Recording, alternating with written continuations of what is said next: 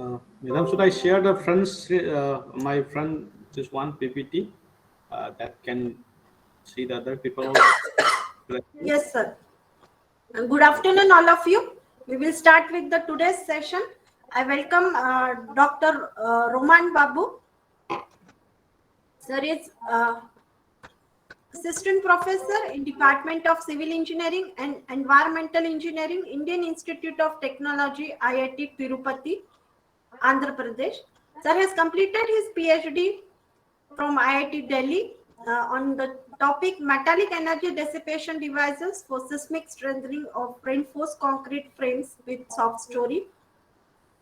The current research activities conducted by him is performance-based seismic design, seismic retrofitting and strengthening, passive structural control, steel and reinforced concrete structures, steel concrete composite structures, fiber reinforced concrete, unreinforced masonry structure, and hybrid testing and simulation. Sir has been awarded with the Young Author Best Paper Award in Structural Engineering Convention, New Delhi, India in 2014.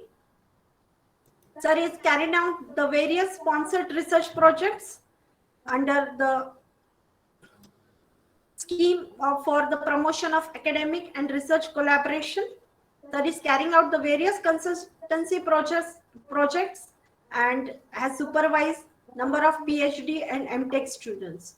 Sir has developed the various laboratory at IIT Tirupati and also has published the number of papers in the reputed journals in international and national conferences and has carried out the various training programs in the various institutes all over the India and also has given the expert talks. I welcome you, sir, for the Okay. ATAL FDP program. I welcome you, sir, on behalf of Department of Civil Engineering, University Institute of Technology, RGPV Bhopal, for the expert talk in ATAL FDP program. Today's topic of the sir is role of energy dissipation devices in seismic retrofitting and rehabilitation. Welcome, sir. Thank you, Aruna Madam. So, first of all, I would like to just welcome to all the audience, and so this is the I think fourth day, session, 10th session, and I hope many of the senior professors and others experts has given the topic related to the earthquake, seismic this response, and as well as the performance-based design related topic might be have discussed. So today also, I also will talk something related to that, but not exact same what they are talking. So I'll focus on the topic title itself, the role of energy dissipation device. But while I'm talking, I'll cover a wide range of rehabilitation and retrofitting schemes, and not only this energy dissipation device. And also, see, I'm aware the audience are students, research scholars, faculty, and plus the industry people.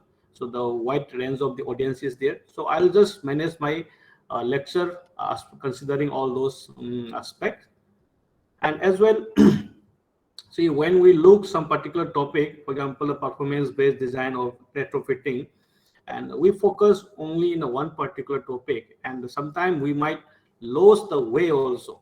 But today, I'll just summarize the overall concept, how that disaster come, and how to tackle it, and why retrofitting and rehabilitation is required, and if such technique retrofitting or rehabilitation is required, then what are the available solutions, and if that solution is exists, and how to proceed for the design. Those kind of it's a wide range of the information, but covering all things in one session is tough. But anyway, I'll try to give some kind of short summarize session for this, and let's have a look. Okay, so in today this one presentation contents will be focused, as I mentioned, the first of all the cause of the earthquake. Some of you already aware, but anyway, I'll just try to explain extensively.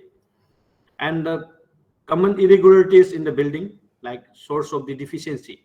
So why the retrofitting and others are coming in the picture? Because we have some irregularity in the building, and that creates issues in that structure. So, and that's also creates some kind of the deficiencies. And so once if you have that issues, how to tackle it, and then retrofitting come in the picture. And even in retrofitting, you can classify into local and a global, and which one is more applicable for a given structure or for a given project, that we will talk here. And very short information about the earthquake resistance philosophy. And in tomorrow's session, this will be a dedicated session for that. So I will not go very in depth. So hardly around some 2-3 slides I will explain. Okay. Then at the end, I'll talk about application of the energy absorber and energy dissipator as a retrofitting device or maybe method. So one thing, I'm just using two terminology very frequently, retrofitting and rehabilitation. So first of all, retrofitting word we should not use very casually. Retrofitting, whenever as an expert or as a civil structure, the moment when you try to speak about retrofitting, please be careful. And retrofitting is a science, and until unless if you don't have any evidence or maybe the kind of the proof for a given particular building performance, you should not use the word called retrofitting. And the retrofitting you can use once if you have a kind of the performance curve. Like for example, the building will be collapsed after reaching a one particular 2% drift, or maybe the just it will be yielded at the 0.2% drift, something like that. If you have a well established or maybe the well calculated values, then only you can talk about retrofitting. Otherwise, better not to use this terminology. So I'm aware that most of the people use retrofitting term very casually, but it is not supposed to be. So instead of that, better to use the word called strengthening. So casually we can use it. So be careful about the term called retrofitting.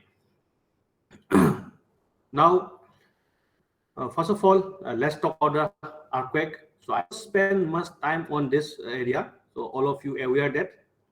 So we know that earthquake come into picture because of the two reasons. First one is due to the natural, and the second one is due to the man-made. Okay, so man-made natural earthquakes are mainly due to the tectonic earthquake, and otherwise it's due to the volcanic eruption or maybe the rock fall. So man-made earthquake means it's kind of the control source explosive, and might be the reservoir induced earthquake or might be the mining induced earthquake.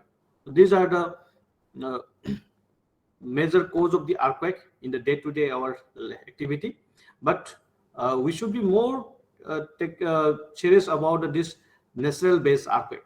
Okay, man-made earthquake we can take precaution before using any kind of the explosive, but the natural based earthquake no one knows when it will be hit. Okay, so we should be very serious about this natural based earthquake. And how this earthquake come in the picture. So now see, I'm just trying to talk due to the earthquake the damage will be occur on the structure. But first of all, the earthquake nature also you need to understand it. And if you look back, our country, this Earth, 225 million years ago, it seems like one kind of the single plate. Okay, now as per that it become old as is due to the polarity, because of that inside the lava and others movement, the polarity developed. Due to that polarity, the plates starts moving independently, because some are pushing and some are repulsive each other. So this is the 65 million ago how the plates looks like. And here if you look, the Indian plates are somewhat floating here. But now currently you can see Indian plates are collide with the Eurasian plates. And if you look in terms of the age, the Eurasian plates are much older than the Indian plates.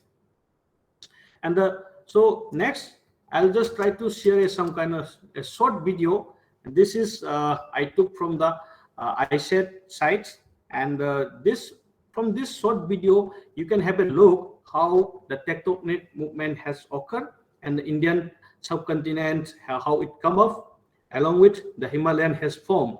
That we can observe from this short video.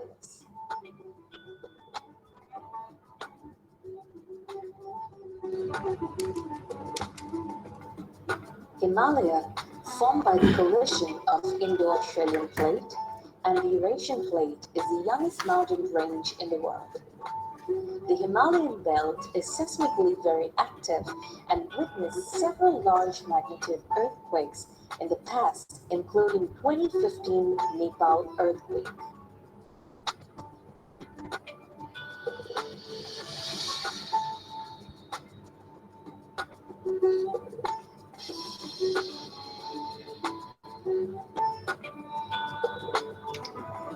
% of great earthquakes in the 20th century. Yeah.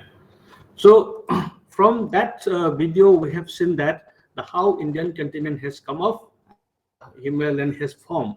So based on that collision, and now the entire Himalayan belts is a highly seismic active region. So that classification of the seismic zone that I will talk after some few slides. Okay.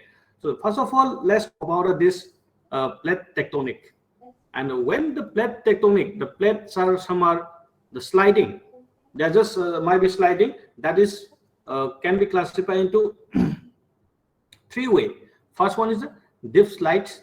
Okay, this otherwise it is called as a dip sleeve and a strike sleeve or maybe oblique sleeve.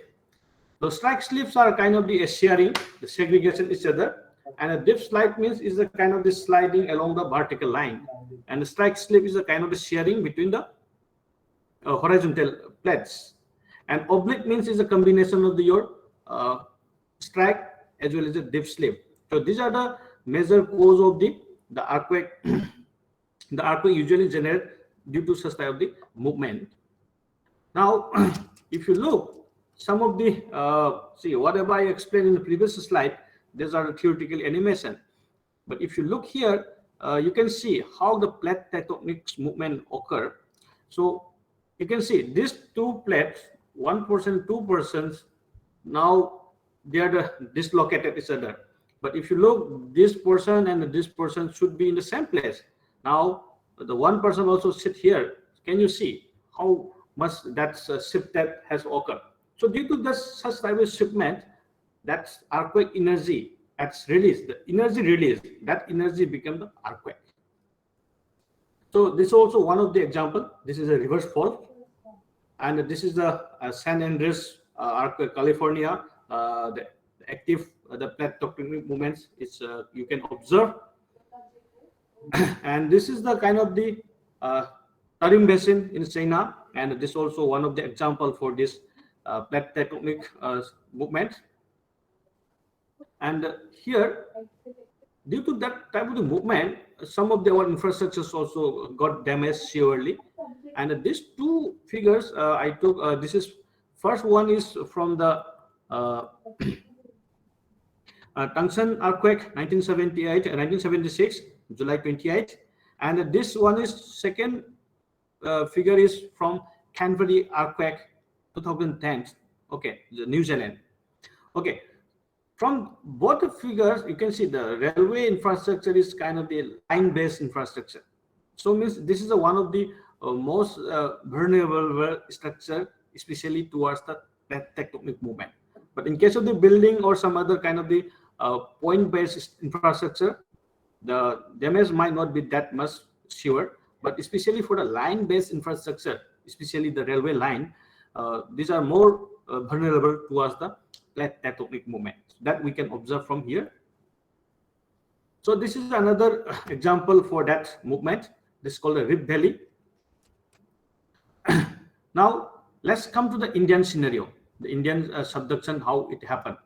That from that video also you have observed that, and Indian plates are just moving in terms of the 16 centimeter per year, okay, or maybe 2 up to 5 centimeter per year. This is the kind of the movement happen, and finally it collide with the Eurasian plates. Okay, now once if it is collide, that Himalayan has formed, that also you aware it, and so that due to that collision, the Indian plates has moved just below the Eurasian plates. Okay, this portion is Eurasian plate, and Indian plate is collide with that, and it goes below. And due to this movement, still the uncountable numbers of the earthquake has generated in the millions years ago till today. Okay, and how it generates, and it has a different kind of the mechanisms are there. That mechanism I will explain along with the one example. Okay, for example, that due to the size slave, okay, how earthquake generate is a kind of the, see, this is a piece of the paper and you try to tear it, you apply a little bit force and it's not able to tear it. And okay, if you apply little bit force, still it's not able to tear. But if you apply more force, suddenly it is burst it, the paper. So now that's the example of the strike slave, and how that's how the energy is released and earthquake got happen. Now let's take an example of this thing. All of you might remember that 2004 the Sumatra earthquake, or otherwise that is known as the Great Sumatra earthquake, and that tsunami came, and due to that Sumatra earthquake, this is the Sumatra, the one which I highlighted. So that in 2004 December 26, and whatever the red highlighted areas are the badly affected due to that tsunami.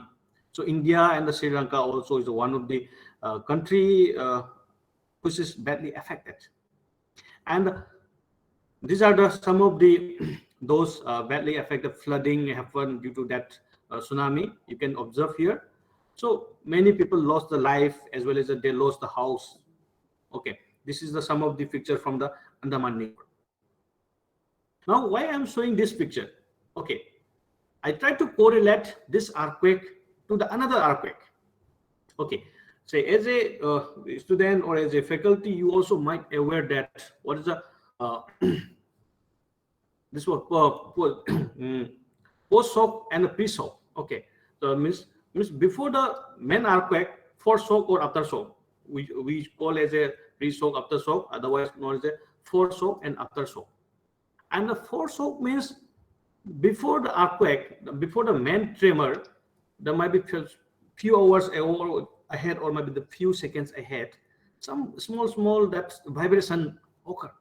That's known as the force shock. Some of you might have the experience also. And after shock, what is meant by after shock?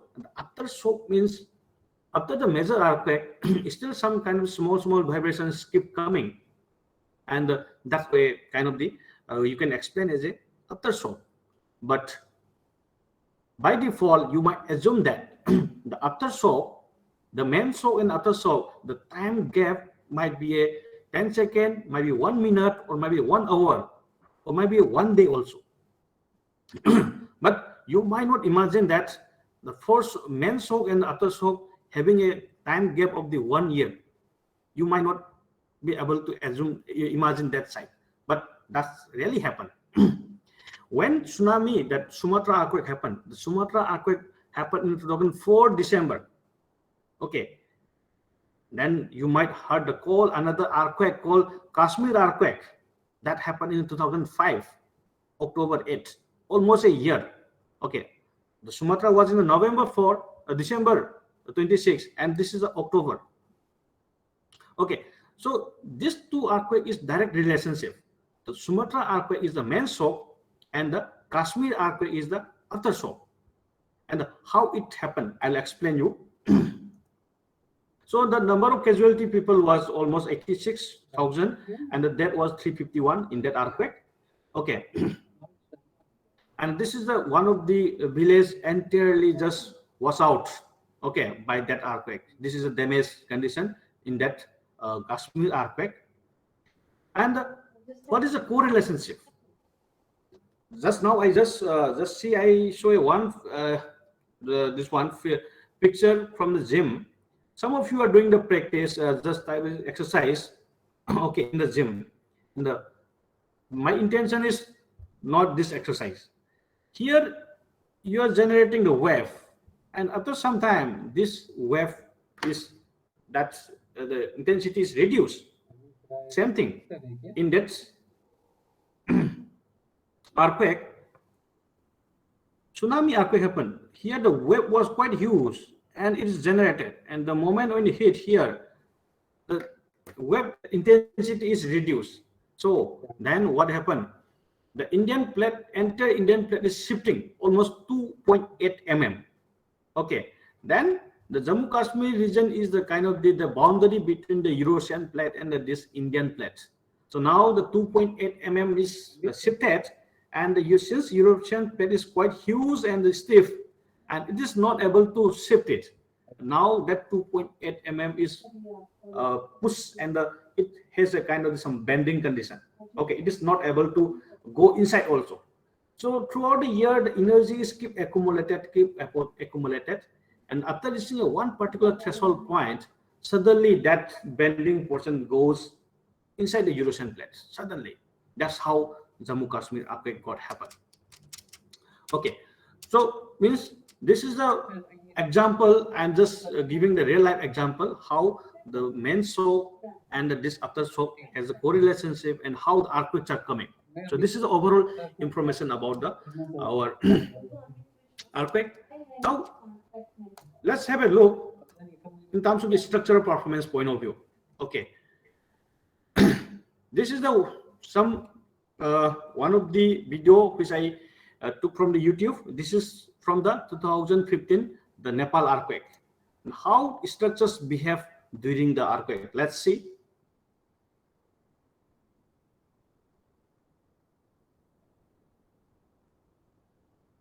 So it's an earthquake might be hardly, this is for the 5 to 6 seconds only, and that was a magnitude of 8.1, and the nearby buildings, nearby infrastructures is not damaged, but for a one particular structure which was standing here, okay, that was a kind of the single degree of freedom system that was fall down. So this video shows that very clearly. Your single degree of if the mass is concentrated in one particular place, and if your the vertical members are very weak, then the sub-story or maybe the entire structure will collapse. So that's you can observe from this video. And considering that level of damage, we also can identify the level of the earthquake severity depend on your building damage. And this is a minor shaking, means there should be some kind of the minor cracks on the wall. The moderate shaking, in the sense there should be some yielding has to be occur on the beam, but not on the column. But in the strong shaking, the major crack on the wall, yielding on the beam, as well as the yielding on the column has to be. So that's the kind of the our level of earthquake we define in terms of the performance-based design that I will cover tomorrow. And in the previous video, you have observed that that level of the damage has occurred on that structure. Okay, just directly this 2% was skipped and immediately it goes to this level. But how we should control, even in the major earthquake also, how to control the damage, that's the part of the our discussion for the upcoming slides. I will discuss extensively. Now this is another example. Okay, these pictures all of you might have seen in the internet. This is one of the most popular that earthquake damage structure, and this is from the Kobe earthquake 1995 January 17. But if you look to this structure, the picture, you said the structures got collapse. But did you ever think what is the mechanism of this collapse? But if you try to go in deeper, you'll understand that you will realize that, okay, how complicated the earthquake motions and earthquake movements. So if you look this figure very carefully, the superstructures are perfectly fine. There is no any damage. Okay, of course, the movement was, of course, structures fall down means there will be some displacement. But if you look in terms of the superstructure component point of view, they are in the fine. But the entire damage focused on the concentrate on the pier, the bridge pier, entire. And if you look, the reinforcement also is still is a huge reinforcement, and this happened. This is the shear failure. Okay, this is the shear failure in that bridge pier, and you might think that all earthquake might have similar kind of the characteristic, and all the bridges will be failed in such a way that you might think that after looking this picture, but your concept is wrong. Now look next picture. If you look here, superstructure, the bridge decks are already collapsed, and many of the vehicles are already in between. This is a double-story bridge, and if you look, the vertical members are, some of the vertical members are still fine, but entire bridge was, the superstructure portion was collapsed. But in the previous one, the superstructure is more or less fine, but the damage was concentrated only on the bridge pier. Then now this is a two kind of the contradictory mechanics from the earthquake. Then you need to understand the behavior of the earthquake. Just so the area-wise point of view, you need to understand. So that's why we have even in the ground motion, we segregate that like near source earthquake, far field earthquake. Okay, the far field earthquake usually do not have some kind of the permanent deformation. It will be vibrate structure. But in the near field or maybe the near source earthquake, it will have some kind of a permanent offset in the structure, and depend on your shear wave and the surface wave, the deformation on the structure also will be there. So whenever you go for the design, especially for the mega structure, mega project infrastructure, you have to do a very in-depth analysis. Okay, what is the expected earthquake in that region? So is there any some kind of the active fall or active tectonics are exist or not, that you have to identify, that you have to look at.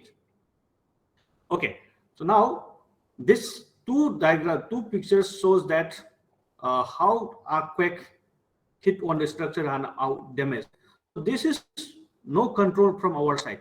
At least only one control thing is we need to take care within the design time. But in some condition, even the earthquake intensity might be very small, but due to our wrong practice of the construction, still we got a failure in the structure. Okay, let's see one of the example. Two buildings are there.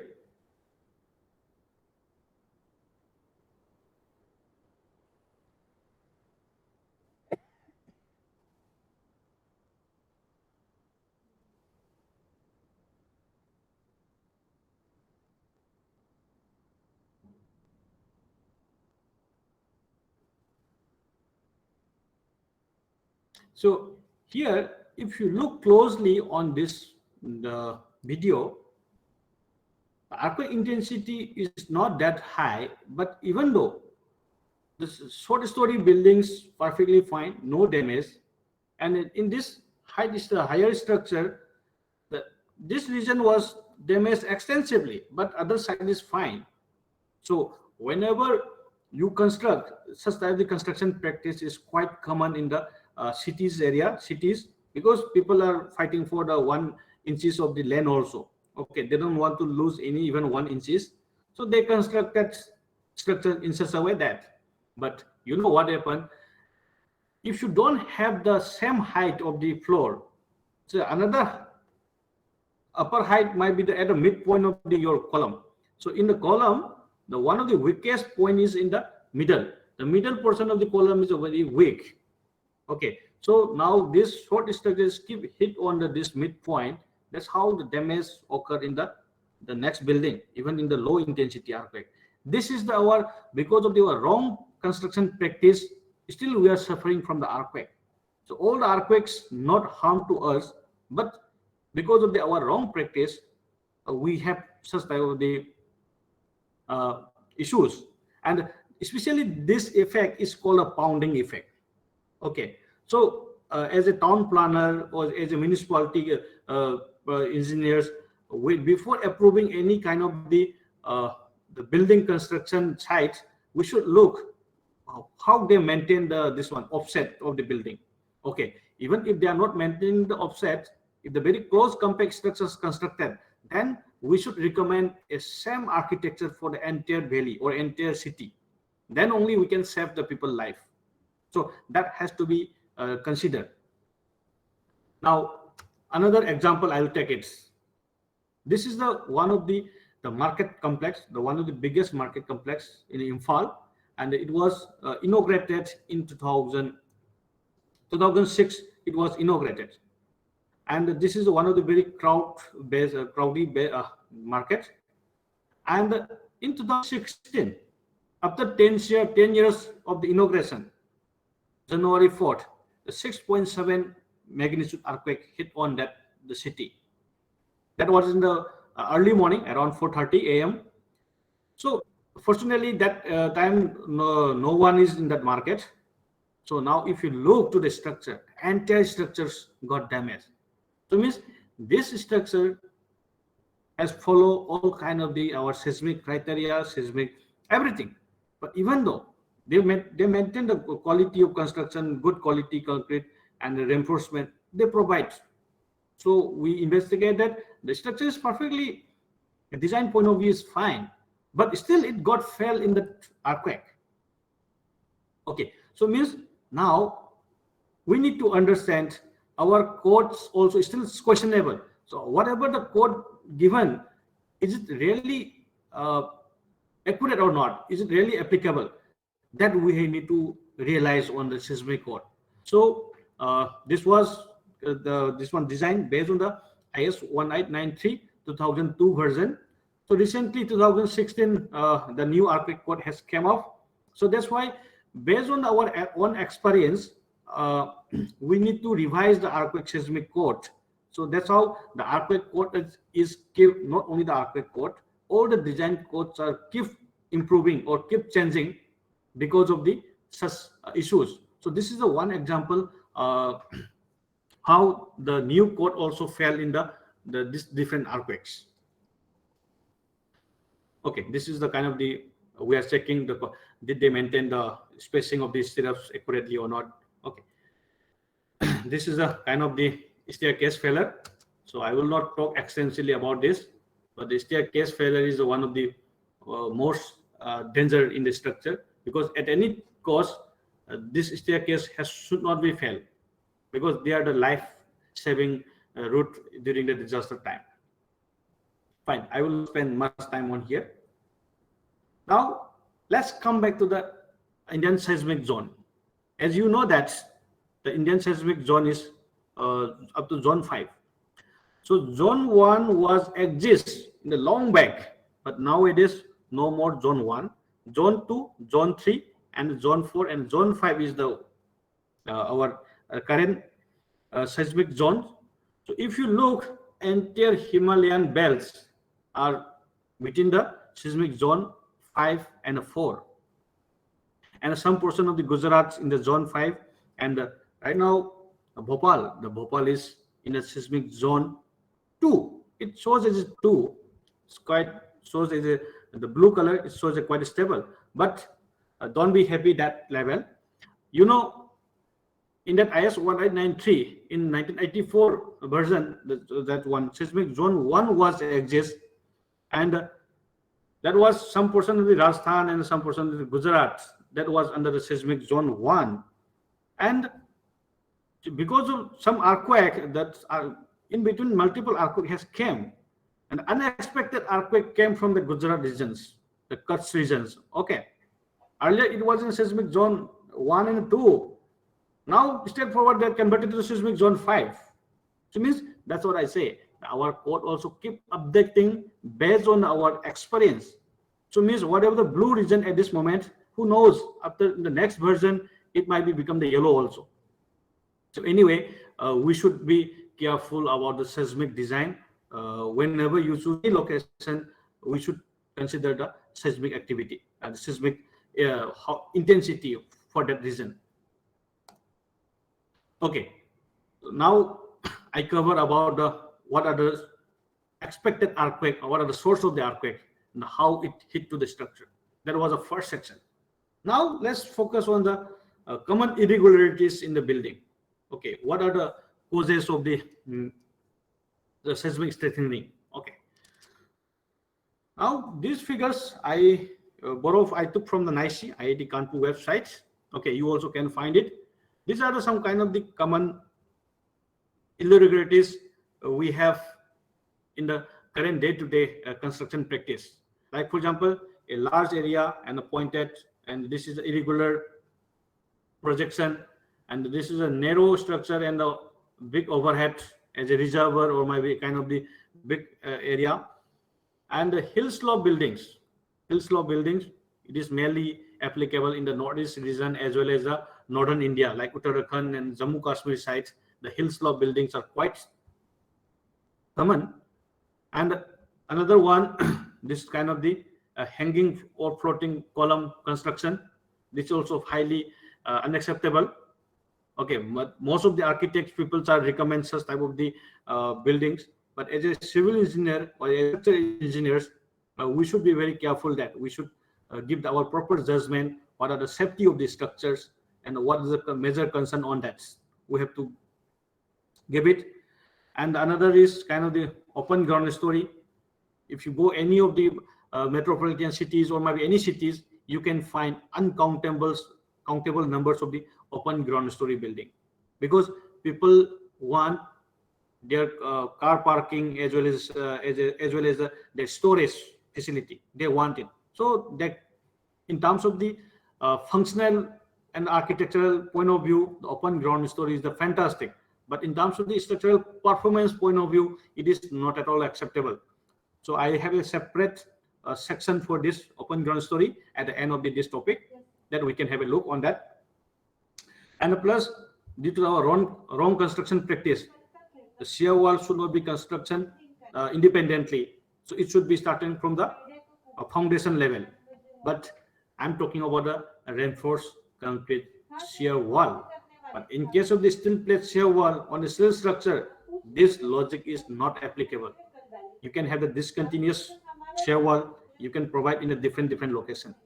In case of the steel plate shear wall, okay, whatever I mentioned, the shear wall should be constructed from the foundation up to the top of the structure. That is applicable for the reinforced concrete shear wall.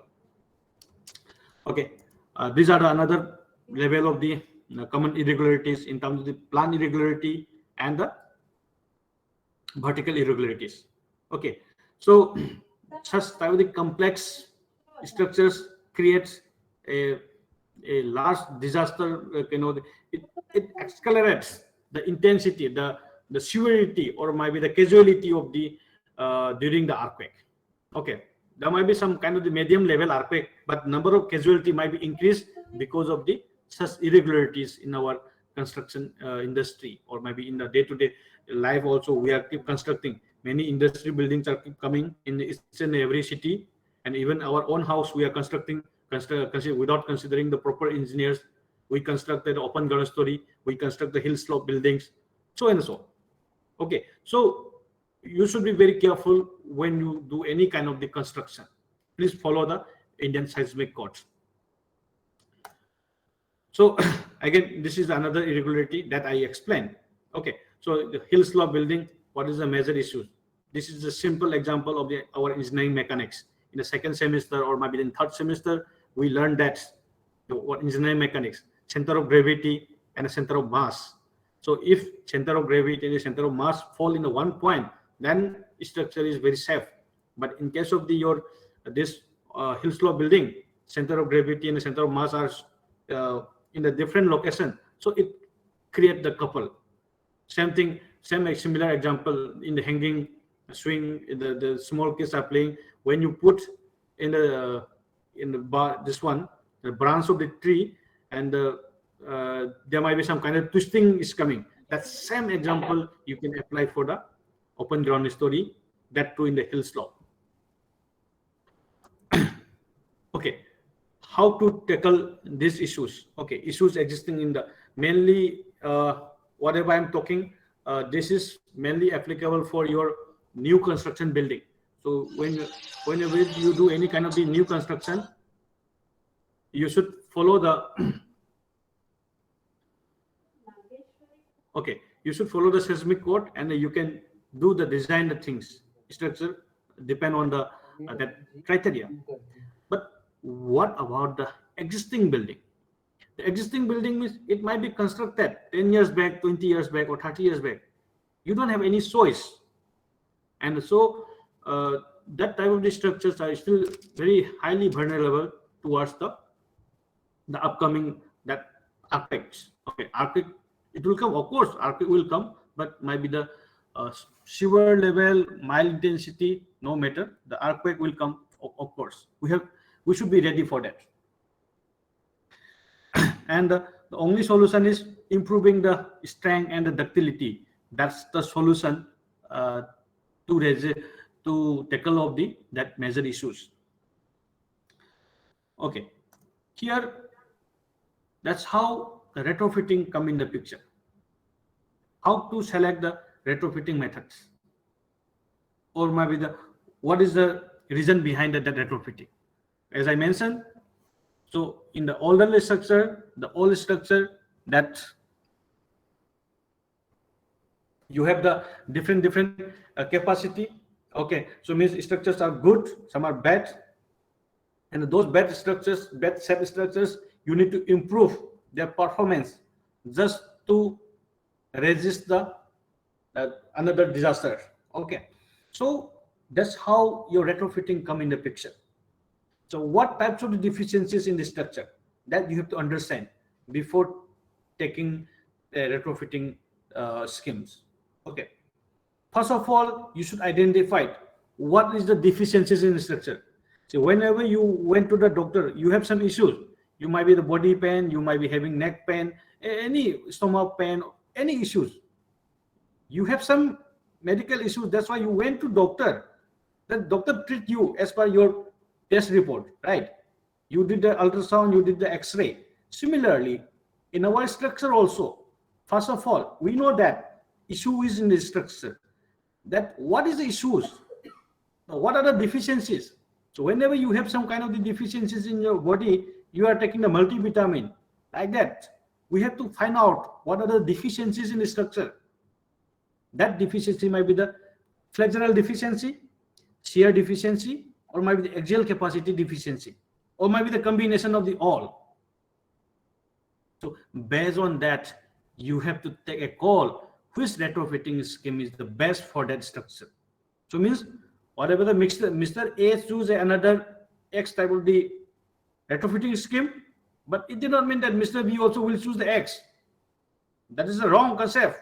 You can't. So Mr. B has to be choose some another based on his problem. So Mr. A has a different problem, Mr. B has a different problem. So means same thing, you will no need to adopt the same retrofitting scheme for all kind of the structure. So based on that, you have to be identified which method is the best, local or global. So now you might be confused. What is the local and what is the global? I'll explain. Next slide. In terms of the global modification, you need to introduce some kind of the new component, like a new column has introduced in the structure, or might be a new frame has introduced in the structure, or might be a totally new reinforced wall has introduced. So such type of a major modification happen on the structure, that might be or another new component has bring in the structure, that is known as a global modification. But what is the local modification? The local modification means, or maybe the local retrofitting, simply on the existing component. On the existing component, you did some mild modification. Okay, that is called a local modification. You are not putting any external element, but only you modified the existing structures member. That's the local modification. But which one we should adopt? Which one will be applicable? First of all, let's see the global modification. In a global modification, your structure will be improved in terms of the strength, stiffness. These two parameters will be strength and stiffness will be improved. But in terms of the ductility, the deformation point of view, there will not be significant improvement. More or less, it will be same with the existing structure. But strength and stiffness will be improved. But in the local modification, what will happen? In the local modification, your strength and stiffness will not be improved, but only ductility will be improved. Okay, so now, first of all, you have to think, okay, what is the deficiency in my structure? Ductility is my major concern. Of course, then you can adopt the local modification. Okay, my structure has a very weak, then we have to go for the global modification. Otherwise, sometime your structure is deficient from ductility, strength, all kind of the parameter has a deficiency. Then you can apply both global as well as a local modification. That is known as our hybrid modification. Some components are global, some components are the local. So you can make as a hybrid modification. Okay, now some example for the local modification. Mainly those are the column, beam column joint, and slab column joints. These are the major focus area for the local modification. And some of the available method is kind of the concrete jacketing, steel jacketing, or steel casing, or maybe FRP wrapping. These are the mainly available your local strengthening techniques. In terms of the global strengthening technique, you have the friction damper, any kind of the dampers, or maybe the shear walls. Those are the kind of your global strengthening, like friction damper, yielding damper, viscous damper, base isolation, the bracing system, or maybe the reinforced concrete shear wall. All those things belongs to the global global methods. Okay, so those device, when we look towards the displacement and velocity component, this slide I will repeat after some few slides. I'll explain extensively, but as of now, let's try to understand only what is the local and what is the global modification. Now, this local and the global modification, we can have a look into two ways, especially for your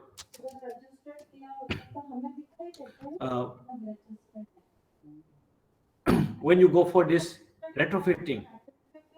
Okay, you can go to two ways. One is absorb, one is dissipated. Whatever the external force hit on the structure, your structure or your system has to resist it, or maybe it should be absorbed. Then only it will be in the stable condition, right? So what is the absorb? The absorb means area under the stress, or maybe the load versus deformation. That is known as our absorb. Okay, so this is absorbed energy, the entire area, the A1 plus A2, and dissipated energy means the area only within the loop. It is your dissipated energy. So means the working principle of your energy absorber and energy dissipator is the very simple. So this is the way how we should design our component, like FRP point of view, steel casing, or maybe the damper design. All those things has to be applied. These two concepts might be as an energy absorber or might be energy dissipator. Okay. So usually dissipators device are also known as a hysteretic device. Now let's talk little bit extension towards the both energy absorber and dissipator. So usually energy absorbers, various kind of the materials are available, but especially for this topic, I will focus on only three components, three material. One is a fiber concrete, one is FRP, one is a high performance concrete. These are the energy absorber. In terms of the energy dissipator, the passive control devices are energy dissipator, like viscous device, like isolator, and the yielding device. So these are the again energy dissipator device. So let's talk energy absorber. So steel fiber is one of the that's our absorber material we use, and here you can see the plain concrete between the plain concrete and the steel fiber, how that performance is happen. So steel fiber has the capability to control the crack propagation, and the crack initiation can control, and in between it will increase the energy absorbing capacity of the concrete, as well as it will increase the ductility. Okay. So steel fiber is the kind of the suddenly discontinuously arranged within the concrete, and it making a breeze between the cracks, and that's how it improved the ductility. In terms of the advantage point of view, it improved the crack propagation, impact, and static resistance, and the shrinkage has reduced, and the toughness has improved. That's the special quality of the steel fiber. And the major application of the steel fibers are mainly towards the highway construction, tunnel lining construction, or maybe the warehouse construction. But nowadays, it is coming towards our main structural component, like bridge, beam construction, as well as the column construction. Also, we already applied it. Okay, so these are the first steel fiber applied reasons. Okay. So different types of the steel fibers are exist, and like stretch and hook, pedals, and cone, crimper, different types are available. So based on your availability in that market, we can use any kind of steel fiber, but it has some kind of the advantage among themselves. Some are having the better performance, some are having the little bit less performance. But anyway, compared to your plain concrete, steel fiber will give much better performance. So what is a typical behavior difference between the steel fiber and your plain concrete? So in case of the plain concrete, you will have similar kind of stress-strain behavior, but tensile is totally ignored. But in case of the steel fiber concrete, it can have a compressive strength much better than your plain concrete, and in between it will have a reasonable strength of the tensile strength also. Okay, so that please note it down, that you can remember as a future working, and still many of my project also going on in the steel fiber. So this is one of the completed project which I am highlighting here. So as I mentioned, that the confinement will enhance your ductility capacity, or maybe the energy absorbing capacity. So means steel fiber need to take care, also contributing towards that. So in this study, what I did, this is the plastic hinge zone on a structure, and see, all of you already studied the plastic analysis. From that plastic analysis, you came to know that what are the plastic hinge zones. So those plastic hinge zones is identified in this study, and replaced the plain concrete by a steel fiber concrete. So this blue highlighted regions are the steel fiber concrete, and just this is the detail of the structure, and the strength has compared between the plain concrete specimen as well as a steel fiber reinforced concrete specimen, and many sensors also embedded on the reinforcement, before the casting. So that's how the experimental has been carried out under the cyclic load. So this article, you can have a look. The details of this results, if you want, you can have a look from the this articles. This is already published in the Journal of Engineering. So let's see how the test is behave during that testing. Specimen is behave.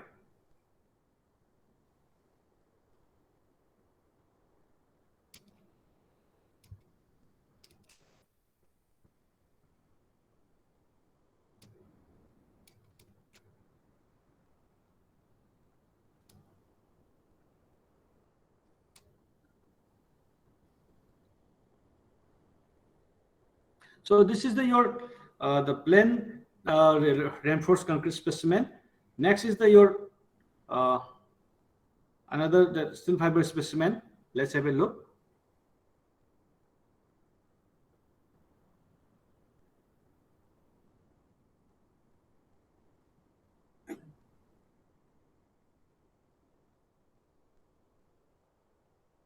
Okay, so now this two frame has tested, and please note it down. This two frame I will show you at the end of this topic how we retrofitted on this two frame. I'll show you that. And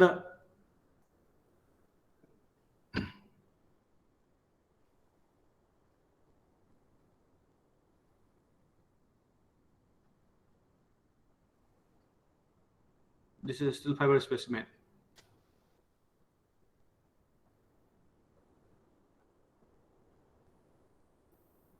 Okay, so you can see so what are the damage occur on the structure.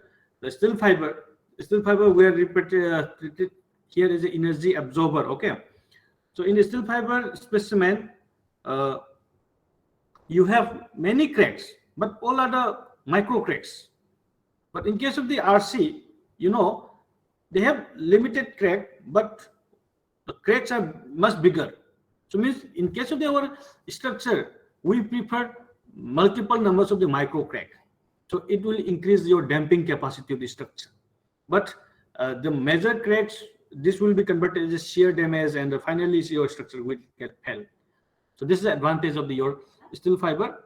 And if you look in terms of the load carrying capacity, the one is carrying almost 80 kilonewton, and one is almost 60 kilonewton. So that you can observe here. So I will not give a in-depth explanation about this hysteresis. Everything is already highlighted here. You can observe it. So next, the steel fiber. In the previous study, it was focused on the frame, but now in this study, focus is on the beam column joint. How the beam column joint will behave during this lateral load imposed time, and how to improve their performance.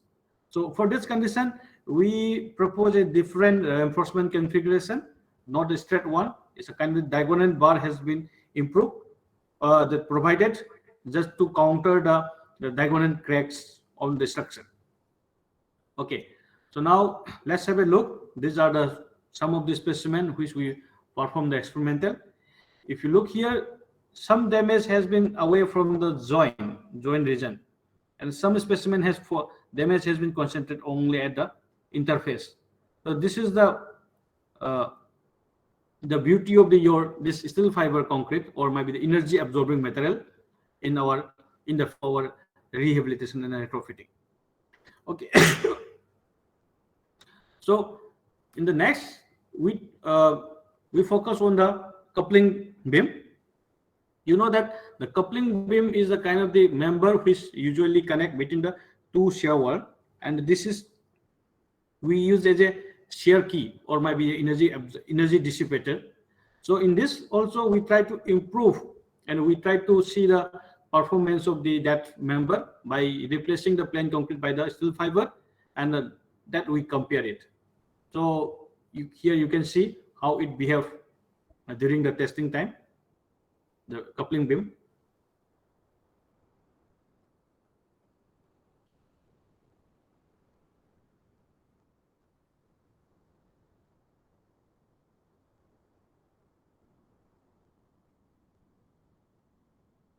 Yeah, this is the damage condition. So still some of the coupling beam work is also carried on, and we did the retrofitting on that. So that study is not covered here. But now I'm coming to the another this one, energy absorber, FRP, the fiber reinforced polymer. So fiber reinforced polymer, it has high mechanical properties and high moisture resistance, and it has very high chemical and environmental resistance. And the disadvantage is it is sensitive to heat, and it's quite expenditure is very high. So that's the advantage and disadvantage of the your FRP. But let's try to understand the mechanics behind the FRP wrapping, how it will work in. So FRP can be used for multi-purpose, for the flexural strengthening as well as a shear strengthening.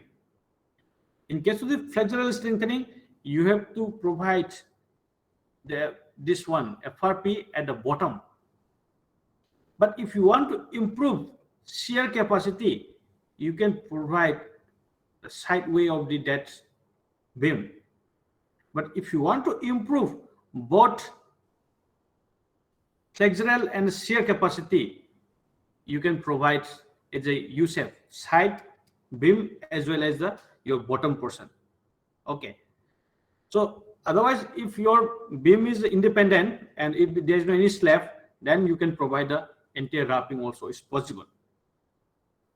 Okay. So such type of the techniques of improve wrapping methods already well explained in the ACI 440. Okay, from that you can get the information. So some of the examples I'm highlighting here, how the shear and the flexural capacities improve in the practically. So whatever the photos available, I'm showing here. Here you can observe it. So now for the FRP, what is your goal? Let's talk about for both column and the beam. In case of the column, this is a PM interaction curve. You aware that how we design the column. Please look very carefully the black PM interaction curve. This is your original performance of the existing column. But if you know that in that column, the load carrying capacity is still fine, but the biaxial capacity is very weak. So I have to improve the bending capacity of that column. Then what method are you going to be? You can adopt only for bending retrofitting or bending strengthening scheme you can pick up. So after strengthening, your performance will be improved from this black color to this red one. Or otherwise, bending capacity also fine, but I have to improve the axial capacity. The axial capacity of that column is not significant, so we need to improve. Then you can adopt this B. That's one green color is there. That is only for your axial capacity improvement. But if you want to improve both bending and axial, you can adopt that's option C. So means option C has improved your both axial capacity as well as your bending capacity. So this is how we have to do the retrofitting on the column. So we need to understand our basic design philosophy and the basic mechanics of the column. So meanwhile, when you talk about the beam, the existing beam has the tendency of failure in the shear. After reaching the peak, immediately it will fail it. But I want to convert this shear failure behavior of the beam towards the flexural failure. So to have the flexural failure, first of all, it has to be yielded and it should be deformed, and finally it will be damaged extensively. Okay, for that we need to do the design properly for the FRP. So this is the application of the FRP, how to do the retrofitting on the column as well as the beam. So see, FRP is there, so blindly we are wrapping and doing the test. No, that is not the FRP retrofitting, we need to understand what is the mechanics of the beam, what is the mechanics of the column. Accordingly, we have to apply it, which method is the best, because bending approach, axial approach, or maybe the board, that we have to look at. So those designs, design philosophies are available in ACI 440. So still the research also is going on in that area. Now application of the FRP wrapping. You can have a look. These are the existing the bulge out column. So after retrofitting, you can see it is modified to the more or less to the original condition. Or maybe in the bridge pier also we are applying the FRP just to improve the axial and the shear capacity as well as the bending. Now, if you look here, this is the case study which I carried out for the FRP wrapping in the laboratory. So this damaged column, the damaged column has been removed. All the loose concrete has been replaced. Now we applied epoxy and then we did the surface finishing. So this is a new column has come off, not a new, we repaired the existing column. After that, so FRP wrapping is a membrane based mechanics. So means your FRP has to be embedded on your structure. It should be in touch condition. So for that, the surface preparation is very important. Okay, if you have the very rough surface, so air bubble will be exist in between the concrete and the FRP, then there is no use of the FRP. You might be spend a lot of money, but finally you will not get any improvement. Everything will be waste. So the surface preparation is one of the most important methods for the FRP wrapping. So you have to do the surface preparation. That's how I prepare. That's a very smooth surface. After that, we start applying this FRP. So this is the FRP retrofitted column in that building frame. So now you can have a look how we did the retrofitting on the building frame. So this is the overall view of the SketchUp as well as that real photographs. These are the crack gap developed after the experimental. So now you can see the performance of the frame. So it is able to take almost 170 plus minus kilonewton under the lateral load. The performance was quite improved. Now, as the energy absorber, you understand that steel fiber concrete we talk and FRP. The high performance concrete I did not cover in this topic, but you should know that high performance concrete also part of the energy absorber.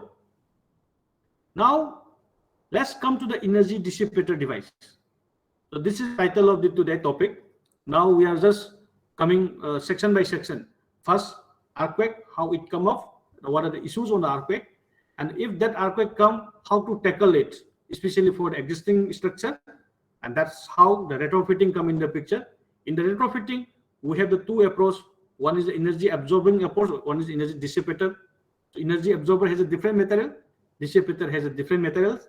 So now we complete the energy absorber portion. Let's talk about the energy dissipator. So in this energy dissipator, as I mentioned earlier, like friction damper, viscous damper, base isolation, and yielding damper, these are the, or maybe the axial dampers. These are the kind of available devices for the current day-to-day life. And I'll explain some of the device extensively after some few slides. And in the yielding damper, when you talk about the yielding might be occur on the flexural point of view, shear point of view, or might be the axial point of view. So the combination of the flexural or shear or flexural or axial, so that is kind of quite complicated. So the flexural plus shear yielding, this combination, this is the device which I developed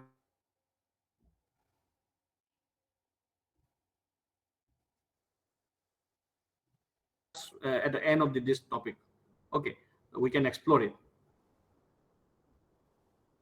So among that device, the twin mass damper, this is also a part of the energy efficient device, but you should know where to install the twin mass damper. The twin mass damper usually it did not install in the bottom. It might be in the top of the building, or it might be somewhere at the middle of the heights of the building. So means as per the time period of the structure, you have to identify your location of the twin mass damper. So this is damping system. Second, the base isolation. That morning itself and yesterday, Basan sir talking about this device. So here simply I'm just highlighting the name related to my this topic. So the detailed discussion about the base isolation already carried out, you know very well. Then multi-unit friction damper. These are the again device as energy dissipator. See, can you see the friction device size? This is the height of the person height. Can you imagine how big is? Similarly to this base isolation, what is the height of this base isolation? This is a person height. Okay, those devices are not that too small. Okay, for the mega project, it is quite huge. And this is another fluid viscous damper. This is the viscous damper portion. Let's have a look. That's the size is quite huge. Now this is the again another yielding device. Up to this slide is the your dampers, others kind of the friction, not friction isolation and hydraulic base. But this slide onwards, I'm presenting the yielding device. What is the advantage of this yielding device? So first of all, let's talk about this bracing system. So bracing system is one of the oldest methods in our construction industry. Okay, but only issues in this, it has a very high efficient and effectiveness. Okay, but only issue is the compression. Under the compression force, the member will be buckled. You know what is a buckling. So under the lateral load, earthquake load will come in the push and a pull. So some member will be under the compression and some member will be under the tension in this building. So the bracing systems are really strong. They are enough strong in the tension, but they are very weak in the compression. So if we look, its hysteresis behavior, this is a 0 and the peak tensile force, and this is your peak compression force. Once if it's buckle, suddenly its strength is reduced to somewhere here. So means the compression point of view, your bracing system is very weak. So anyway, this is one of the oldest method we use as a yielding device. So just to improve this buckling behavior, there is one device is come up that is known as a buckling resisting brace frame or buckling resistant brace. So here the buckling will be restricted. The buckling will be restricted, and instead of having the unsymmetrical hysteresis behavior, you will have a hysteresis behavior. This peak and this one. So this is the pictures which I borrow from my colleague, the Dr. Shafir. He is working in the NIT Calicut, and his experimental research. This is his experimental research. So I borrowed these pictures and the hysteresis, this one graph from him, and he already published this article. And if you really interested, you can have a look on this article. Okay. Apart from that device, that bracing and the this one BRB, those are the axially, those are the axial yielding, axial deformation based device. Now I'm coming to this shear yielding device. So under this shear yielding device, the depth of the device usually we keep is very short, just to have a pure shear deformation. Okay, and this deformation is giving a lot of high energy dissipate, high energy on the structure. It contributes a lot, but it has a limitation. It has a very high strength and stiffness, but in terms of the ductility point of view, still it has some kind of limitation. Okay, it can break very in early stage. But in opposite, flexural yielding device, Okay, flexural yielding device has some kind of high ductility. It has a high deformation capacity. It is a high deformation capacity. You can see it is 40 mm. Okay, high deformation capacity, but it has low strength and stiffness. So now you know that what is the strong point and the weak point of the shear yielding device and the flexural yielding device. But both the device we use for our strengthening scheme of the different structure. Okay, so let's see how to design. What is the design philosophy of this damper, or might be any kind of energy absorber or damper? How to carry out a design? Let's have a look. This is the kind of idealized single degree of freedom system mathematical modeling. So this EI is your input energy due to the seismic or due to the wind, and just to have a equilibrium condition, your structure has to resist this input energy, and this EKDA, summation of this EK plus ED plus EA, these are the contributors from the structure. EK means due to the stiffness, ED means due to the damping behavior, EA means due to your absorbing capacity. Okay, this EA, EK and ED, we are not modifying. This EA portion, if you expand, the EA is, if you draw in terms of the elastoplastic. Remember, if you idealize, you can say ES plus EP. This is the elastic region and this is a plastic region. Okay, now EA expanded as a elastic as well as a plastic. Now, if you substitute this equation here, ES plus EP coming in place of the EA. Now here, if you rearrange the equation, the ES and the EK is still no sense. Okay, no, ES is taking out, and EK and the plus ED. ED again you can split into two. One is inherent damping and one is added damping. Okay, this EP becomes the E-height. You know that plastic energy is the hysteretic energy. So EP and E-height are same, but only our modification, this ED, the ED is expanding the two inherent damping, because since you have the structural cross-section dimension, it has on damping. But if you are putting some damper, that is your added damping. That's how you have to make an equilibrium condition. So based on this EDA, you can decide what will be the size of your damper. Okay, so this explanation you will get a very so Dinar 2015 one article is there from Spectra. It explained very extensively. Okay, from there also you will get a very clear idea about how to design a damper or how to design your steel fiber and all those things. You'll get it. So types of the energy dissipation device. Let's talk it.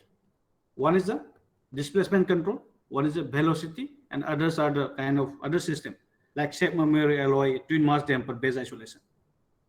So what is meant by velocity, displacement, base? If you look,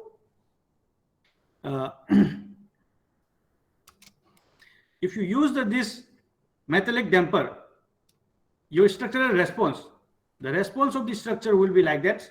It will be decrease your displacement as well as your shear demand will be reduced. But if you use a viscous damper, it will be reduced directly displacement as well as shear. Okay, so these things I will explain a little bit extensively towards your response spectra diagram. For example, now you have a different categories of the building. See, I hope all of you already studied the engineering structural dynamics. And if you analyze the structure, after analysis, if you develop your spectra, okay, response spectra of the structure, you can get similar kind of the tripartite chart. In this tripartite chart, you can find acceleration zone, velocity zone, and a displacement zone. And you have to find out your structures belongs to the more dominant areas belongs to which section. Is it the acceleration zone, velocity, or displacement? Based on that, you have to decide what damper is best for the structure. For example, the acceleration, as I mentioned here, displacement control device are there, the velocity the displacements are here. Okay, that you can take a call here, how to choose which type of damper is good for your structure. For example, I'll say you have the open ground story building, right? Open ground story, it has a tendency of the collapse during the disaster time. But instead of improving, okay, if you put a twin mass damper at the top, what will happen? Instead of improving, your building will be more vulnerable. Immediately, it might be collapse. So it means your solution should be justified from this diagram, okay, from this chart. So that's what I say. Before choosing the device, you should do a extensive dynamic analysis of the structure. Based on that, you can find which device is feasible for that structure. Now, let's talk about the current seismic core condition. So currently we are doing that string based approach design. This is the base shear value using by the IS code IS 1892. Okay, so here Z is your seismic zone, I is the important factor, and the is your seismic coefficient, because there's a one term called the MCA and the DBA, the design basis earthquake, MCE and the DBE. Okay, MCE means maximum credible earthquake, DBE means design basis earthquake, and design basis earthquake usually we provide this divided by 2, but in case of the MCE level earthquake, these 2 become 1. Okay, so whatever our code developed is based on the MCE, and we multiply some factor just to design towards the design base. And here acceleration response and the seismic response, whatever I draw seismic spectra directly is implemented to your design code. So now in our design code, R, the response reduction factor is one of the still questionable. The ductility, as I mentioned earlier, the ductility is one of the most important parameter of the structure. And similarly, our country, we prefer to have some ductility. But since the performance-based design is keep improving day by day, and the other country, like the European country and the Western country, they don't want any ductility. See, because of the ductility, there's a loss of losses also is there. But as per our country, still we are focused on the ductility. But some country, please note that this is a question. This is still that question is going on and debate is going on, and no convergence. But Japan, New Zealand, and this Western country, they already adopted non-ductility based structure. Because of the ductility, they have lots of issues. So now this structure is the Christchurch 2011 earthquake from New Zealand. So this structure they designed considering all the code criteria. But can you see how the structures perform at the end of the earthquake? This is really messed up. So this also, okay, the ductility point of view, I think tomorrow I can cover some of the extensive session on that, but ductility is still questionable. So this is the current condition. I repeated the same slide. So because of this is the one reason why people don't want ductility. Okay, the ductility, because of the ductility, we have some kind of very severe damage also is there. Now, last section, I'm coming to the open ground story. In this open ground story building, you know that we are having the kind of multiple facilities, like advantage in terms of the function and architecture, and very weak in the stiffness and the strength, and any failure will be occur during the disaster time, and that failure is known as a sob-story mechanism or sob-story failure. What is the main issues in this structure? But if you look in terms of the mechanics point of view, the structure without having any infill wall, that is known as a frame mechanism, that you already study in the engineering structural analysis. You have to take the moment frame and you did the moment calculation, shear calculation, you carry it out. Okay, but the moment when you put the infill, this frame mechanism converted to your truss mechanism. See, you already learned the frame mechanics and truss mechanics separately in the engineering structural analysis, but you never realize that in the real life how the frame mechanism converted to the truss mechanism. But actually, when you construct the open ground story, that's the combination of your truss mechanism as well as your frame mechanism. That's one of the most typical one. Okay, now you know that because of that typical behavior, we have lots of losses in the past earthquake. In the 1995 Michoacan earthquake, almost 8% of the total loss is only from that open ground story. There's a lot. Out of 100%, 8% is contributed from only from the open ground story category. Around 1,500 building collapse in the Bhuj earthquake, that belongs to only the open ground story category. This is a Bhuj earthquake structure, one of the structure. Main issues in this open ground story is the insufficient lateral strength, insufficient stiffness, and the limited ductility and inadequate energy dissipation capacity. That's the major issues in the open ground story. Now, I'll recall some of the explanation which I give almost 10 minutes back. As I mentioned, the yielding device has strength, good strength and stiffness, but limited ductility. The fragile device has good ductility, but limited strength and stiffness. But for an ideal retrofitting device, it should have ductility, stiffness, and strength. All these three parameters has to be. Okay, there should not be any compromise. So based on that, I developed this device. This is called a combined metallic yielding damper. This is a combination of your flexural device and the shear device. Okay, I combined it and developed a new device that's called a combined metallic yielding damper. So this, just to check the effectiveness of this device, we construct the, so this is the component test, how it's behave, hysteresis response. So just to check the effectiveness of that structure, we install that device in the open ground story, and we did both numerical as well as the experimental study. Okay, now you can have a look. This is the frame which we constructed in the laboratory, and before putting damper, we did the real earthquake test with the help of the pseudodynamic methods. So again, we in the partial damage structure, we put that damper, you can observe here, and we did the testing. So this is the, again, pictorial view. I just sketch off. So this is a comparison view between the open ground story and that damper structure. So these are some damage at the end of the testing before the damper installation. So this is that El Centro earthquake ground motion which we applied on the structure. Okay.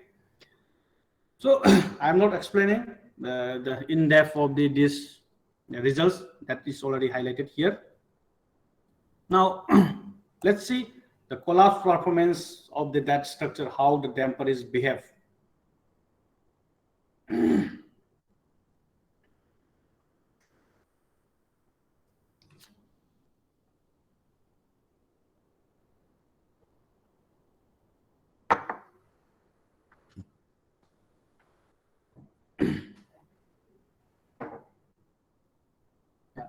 These are some damage on the structure as well as extensive damage on the damper. Okay, let's see the dedicated damper damage videos, not for the frame, only on the damper.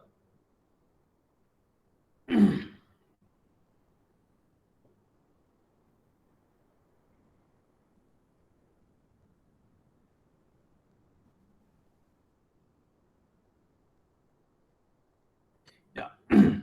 So this is the damage on the damper and the frame at the end of this testing. And you might say that, okay, after the testing, why the column got damaged? Of course, the column is damaged after, I'll show you one particular, this hysteresis response. And column got damaged after reaching the 2.3 drift level. But usually for open ground story, it collapsed before reaching the 1% itself. But for the normal residential normal RC building, that acceptable is around 2.5% drip is the drip level which we accept. But anyway, this open ground story, it is about to be collapsed around 0.75 level here, but it improved this much. Okay, then only that column damage is occur. So it means you can say the column damage we did up to the collapse level testing. That's why you observe the column damage. But in actual condition, in actual real life, the column damage will not be observed. Okay, so your damper will be damaged extensively. So at the end of the earthquake, you can replace this damaged damper. You can remove it, and you can put another new damper. That's how you can restore the structure. Your structure will be fine. So these are the stiffness and the energy dissipation capacity of that structure. It is able to dissipate energy up to 38 kilonewton meter or 36.5 kilonewton meter. And the damper was gilded at a 0.25% drift, and it has some kind of inelastic buckling on the shear plate. And so this overall load carrying capacity of that damper was around 90 kilonewton. So in terms of the conclusion, it a lot, it improved energy dissipation of the strengthened specimen, and it achieved the primary due to the contribution of the CMD. And a deformation configuration of the wave and end plates of the CMD shows no premature instability. And a proposed connection, even we proposed a connection that was work effectively. And a sub-story mechanism is totally disappeared. No sub-story mechanism in open ground story. That's the solution our research team provided to the society. Okay, so now as some kind of a extra slide, I would like to show here. As I mentioned in the long back, the two frame was the SFRC and the non-SFRC, and that both the frame has strengthened with the help of the proposed device in a different configuration. So the sketch diagrams here. So let's see very short two videos. This is the last for my today talk.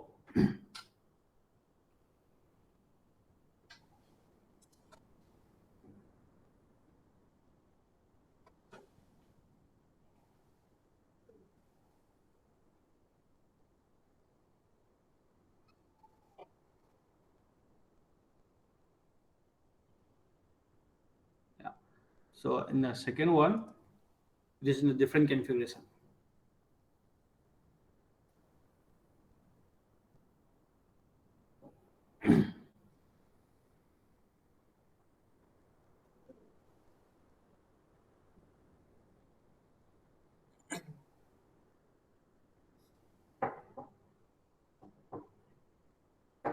Okay, this is the last slide. Thank you. Thank you to everyone being so attentive. And I think we have some little bit time. Madam, so now Yes, I sir. hand over session to you. Yes, sir. Thank you very much. It was very effective presentation where you have demonstrated the various case studies and the various research you have conducted. Thank you very much. It will be definitely Thank you. helpful for our participants. Any queries, please ask. Yeah, if you Or you have can any type other in some the chat question, we box can also. discuss. Any Yeah. queries? Yes, Suhasini Kulkarni, please ask, madam.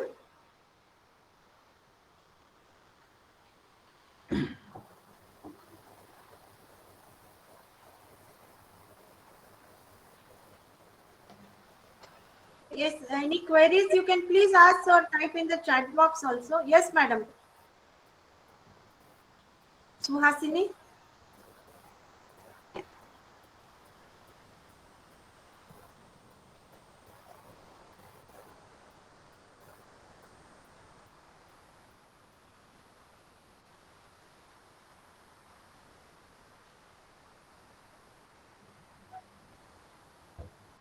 You can type in the chat box also. Your mic is muted, unmuted.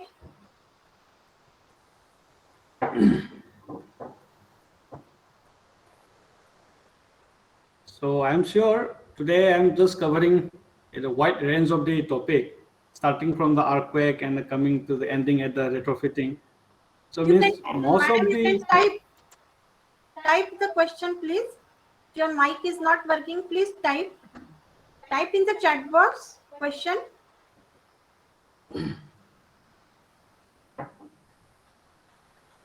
My one question was there in the last slides which you have shown in the combination. Is there some role of the aspect ratio of the shear plate and the flexural part? Like how much should be the gap and how long it should be? The yeah, yes, actually, usually shear plate we provide at 1/12 of the specimen height, 1/12. And actually, just to have a proper shear deformation, the limited is 112 to 118 is the kind of the range we should maintain it. Otherwise, uh, if you provide a very thick shear plate depth, there might not be a proper shear damage. The damage might be converted as a flexural damage. Of course, if you look at that damper, it has two different orientations. One is in plane movement and one is out of plane movement. So the in-plane movement plate will take care of the shear deformation. The outer plane movement will be taken care of your flexural behavior response. yes, sir. Yes, sir. There is one question: how to model steel jacketing with concrete in FEM software? Actually, what is the model or design, madam? I think so. In FEM model, Model. model. Yeah, model. Fine. Actually, in the FEM, see, there's a lot of FEM software like NC's, Abacus, and Photon. Many FEM softwares are there, but we have to see the FEM means we can see. For example, in my frame, entire frame, if I try to do in the FEM analysis, it will take lots of time, and you might not have any kind of the convergence. Analysis might be aborted in between. So when you go for the FEM, the concrete jacketing, you take a small portion like a 1 meter length or maybe half-meter length, and you have to develop a kind of this separate. The steel casing component has to be developed separately, concrete and the reinforcement bar and everything, and finally you have to embed it together. All component has to be embedded, and if you are not embedded, all the member will be moved independently. Then you will not have any kind of the uh, proper response, and that result will not be represent exact thing about your real behavior. So means the embedded portion is very important, that you have to be take care. So means your question is very open general question. What are the FEM? The FEM is, if you actually one particular software, Abacus or maybe the ANSYS, they also have some kind of the little bit different steps are there. So especially you have to be more focused on the constitutive model, the constitutive model of the concrete, constitutive model of the bar. Those also take a major roles, and please explore those software manual, and you will get that. But that is not a one line answer. Of course, it will take time. Yes, sir. There is one question Suhasini Kulkarni is asking. Sir, does IIT Tirupati has the loading frame for testing? Yeah, actually, the study what I shown here, most of the studies are from IIT Delhi. My PhD work as well as my post PhD work, and in IIT Tirupati right now we have kind of the small lot frame, not the big one, but extensive research. The bending facility, bending frames are with me, with us in IIT Tirupati. Currently, the steel fiber research, extensive steel fiber research is going on in IIT Tirupati with that frame, but still that research is under this one in progress, and we are not publishing anything. That's why I am not sharing any of the results or any of the photographs or videos for those results in today's talk. But of course, we have in the IIT Tirupati we have those frame, and still research is going on. And Yes. currently one MS student is doing almost 60 specimen of it is going on. So day and night they are working. So if you are really interested, sometime you can visit here and you can have a explore, you can have a look. Yes, sir. Sir, thank you very much for your detailed, elaborated work you have shared with our participants. Thank you very much. And tomorrow Thank also you, we ma'am. will have the search session at 10 a.m. So you can please join. Thank you very much, sir. Yeah, thank you, ma'am. And to the audience, today my lecture was mainly focused towards the theoretical, experimental, as well as the basic concept and why we are doing those things and the kind of the history I just provided. But if we go by in-depth, section by section, one retrofitting that case study itself can be a one lecture. Only earthquake can be a one separate lecture. But around in today's lecture, I combine around 4 to 5 number of different lectures converted as a single lecture just to give a one single overview. Otherwise, you know what happened. Sometimes we lose the way. We focus only on the retrofitting, but we don't know why we are doing the retrofitting. And sometimes we totally lost why earthquake, how earthquake is coming. So that's the main intention why I provided overall summary of all the topics.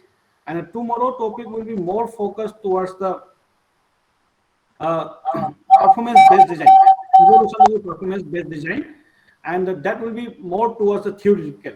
There will not be any much experimental things. There will be that will be more focused towards the theoretical. Okay, that's it. So see you tomorrow, and we'll have Hello. something. Yes, madam. Sorry, sir, if I'm disturbing you.